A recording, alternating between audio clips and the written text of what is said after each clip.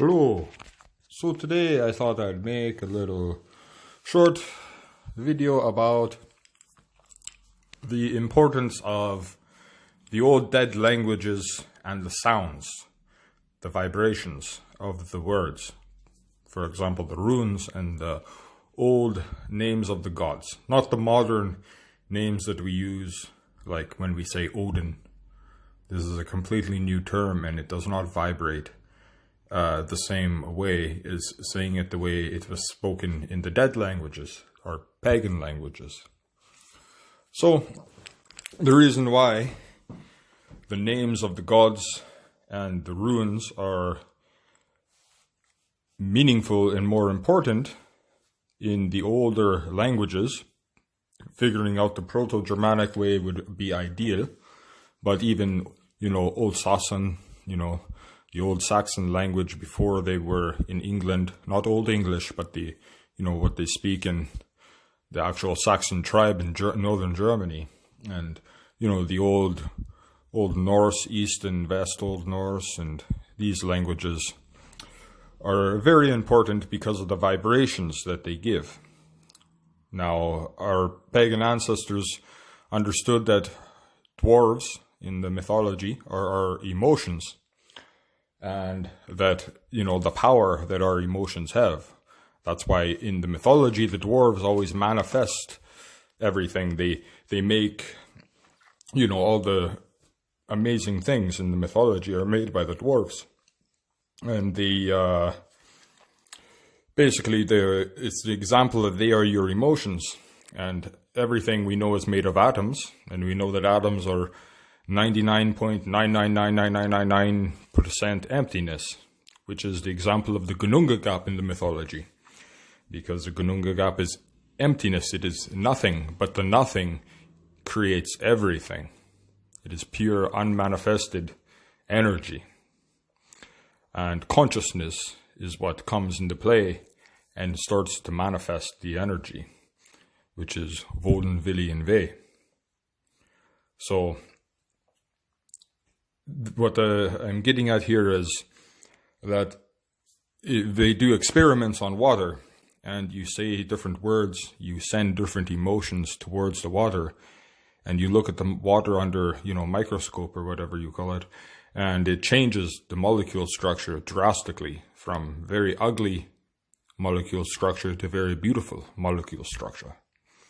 And we must take into consideration that we are over half water ourselves, the human.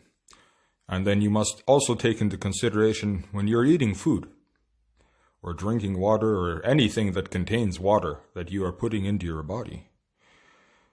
I think that it is a good idea to stop before you eat this food. If it is fruit is full of water, or, anything that has water in it.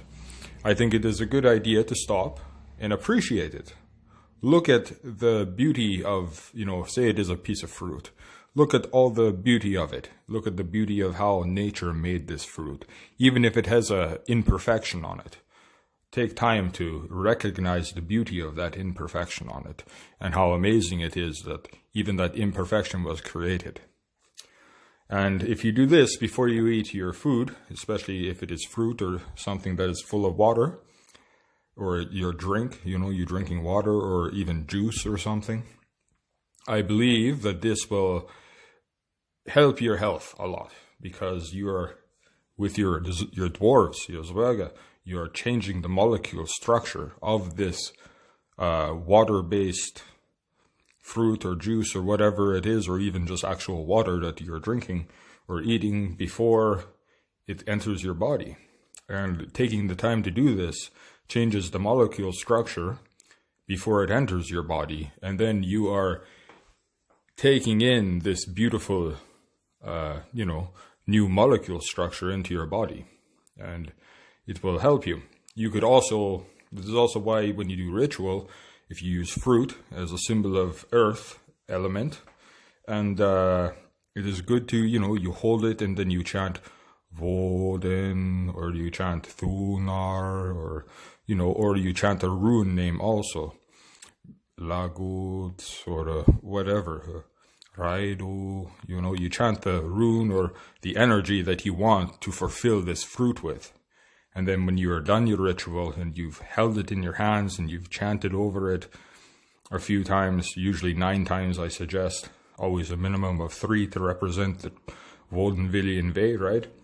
So when you've done this, then you've charged, energized with the rune or energized with the name of the god, this fruit or this drink or whatever it is. And the molecule structure is now changed with the energy of the rune or the energy of the god and the god's name. And then you drink it or you eat it.